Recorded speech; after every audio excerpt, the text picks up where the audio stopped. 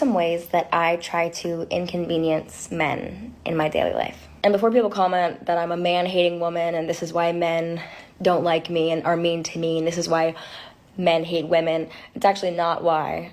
Because I tried to be nice to men and I tried to make them understand how their actions have consequences, and it didn't work. So now I'm treating them the way they treat everyone else. The first one's very simple, and I've heard people talking about this on TikTok, and I think it's so important as a Is she like a mother?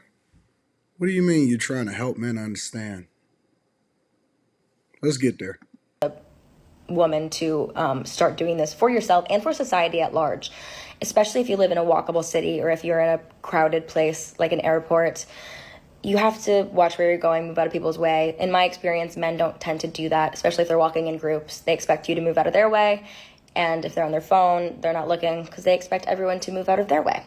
And so I don't do that anymore. Instead, I walk as straight as possible if I think that a man is going to run into me. And if he doesn't move out of the way at the last minute and runs into me, I glare at him because What is the point of this? Honestly, no, no, no. Listen, listen. I'm trying to understand what the purpose of this is.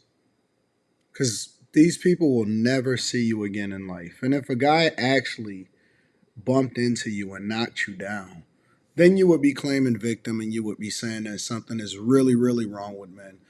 But the goal of this whole video is for this woman to explain to you guys how she inconveniences men on purpose.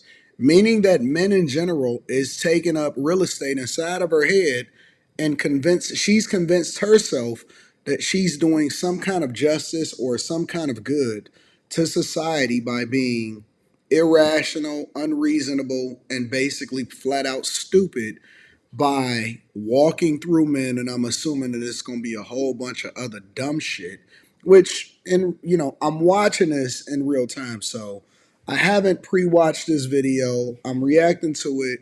I seen the title of it. I said, let me throw it in there and see if we can make lemonade out of lemons. And so this is what you get. You get an entitled woman with bad tattoos explaining to you guys about how she tries, which I'm sure that 99.9% of any of these men is never going to think about her again. But she's trying purposely in her heart to inconvenience men and make things more difficult for other people, which just basically makes it more difficult for herself. But she finds pleasure in it, and that's not really the thing that she wants to communicate, but that's the truth. This is what we're dealing with today.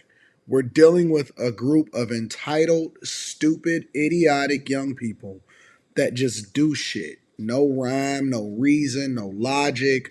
It doesn't actually serve a purpose. It's not making society better.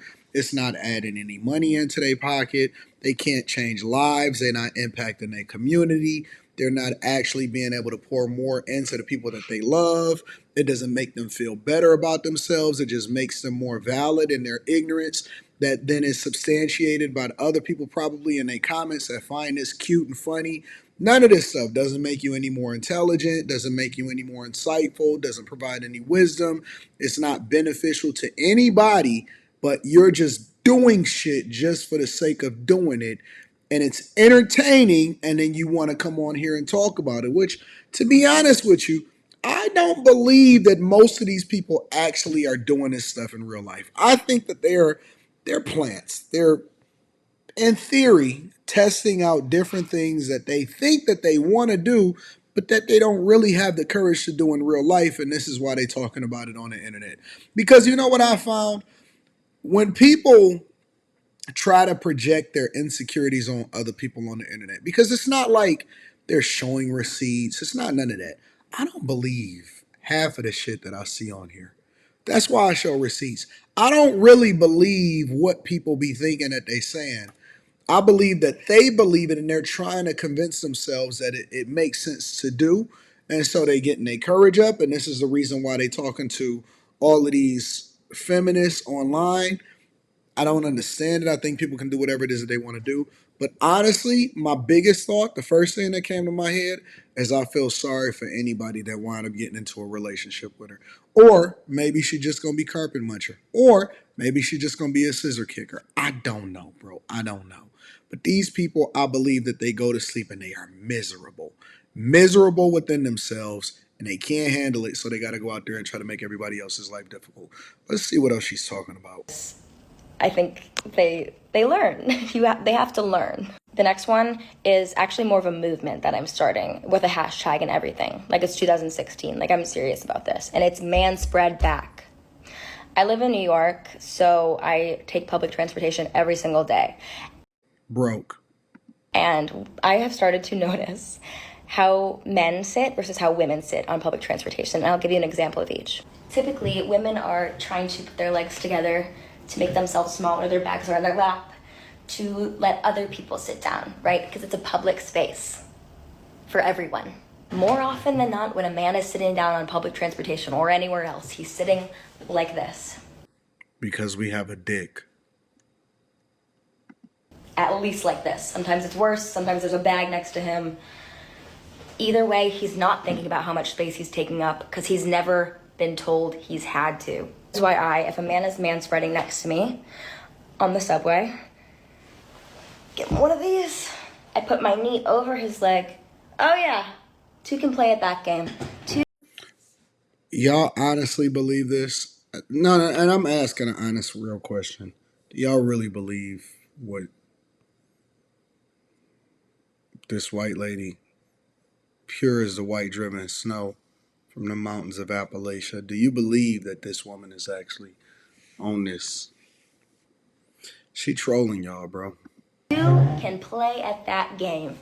And there's a heel on my boot, so I would watch out. The last one I have for you today, like the rest, very simple, but incredibly effective. And that's just reminding men how loud they're being. Again, often something they don't think about because they've never had to, but they often should. Just last night, I was walking with my friend, leaving a concert, and there was a group of guys behind us that was yelling so loud, like for no reason.